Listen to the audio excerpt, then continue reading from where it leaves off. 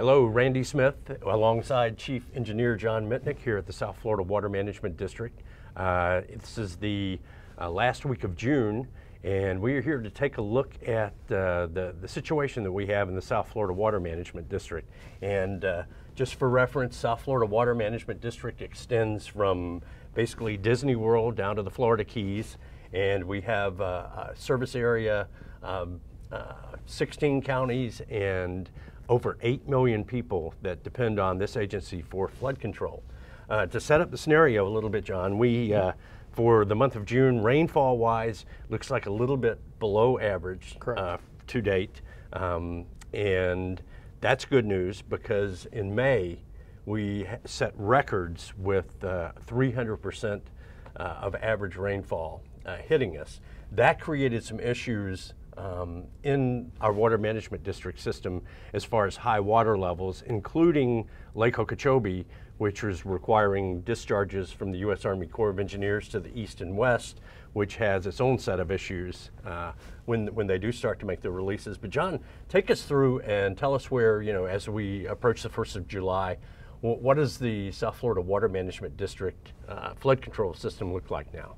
Certainly, we've got a number of different issues that we're working on. Primarily, we're trying to get as much water out of the conservation area, particular conservation area 3, to move that water out and get it out to tide and get it down into Everglades National Park. So that would then free up a lot of the water that's in Lake Okeechobee. Instead of being discharged to the west and off to the east, then it'll allow it to start moving down through the conservation areas.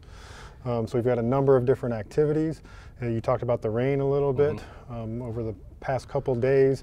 Well, unfortunately for those residents up in the upper East Coast, up here in Martin and St. Lucie County over the weekend, they got a lot of direct rainfall over top of them. But fortunately for these areas down here, there wasn't as much rain, so that allowed us to continue our operations to move that water out of the conservation areas and get it to tide. One of the problematic areas is this area, which is Water Conservation Area 3A and B, just to the west of Pembroke, Miami-Dade County. This was an area that a couple of years ago, we had issues with the ecological health of that area because the water levels were extremely high. That's one area that's looked at now carefully. And we're also, the governor had DEP issue an emergency order that we're operating under now that allows us to do certain things and make certain requests of the Corps of Engineers. Can you kind of go through what that order does as far as your operations? Certainly. What it's allowing us to do is put in some temporary pumps in a number of different locations throughout the water conservation areas. One pump up here in this region to help move water out of Area 2 into the Hillsborough Canal and move that off to the coast. Some pumps over here on the western side of the water conservation areas, as well as some pumps down here in the Miami-Dade County area to help, again, all in the effort to move that water from the conservation areas out to tide. You asked how we're working with our federal partners, both the Corps of Engineers and the Fish and Wildlife Service. In order to operate some of those pumps in the southern portion of the system down here, that means we have to get approval from the federal government as it relates to other constraints within the system to be able to move that water on down through. I think it's important to note that this is our heavily populated area from Palm Beach, Broward, Miami-Dade counties here. And you see that this, with the flood control system that we operate, is to the east of the water conservation areas. So when you're talking about releasing water from the water conservation areas, John, I'm sure you have to be cognizant of what the situation is for this heavily urbanized, populated area so that we don't put more problems on any issues that they may have.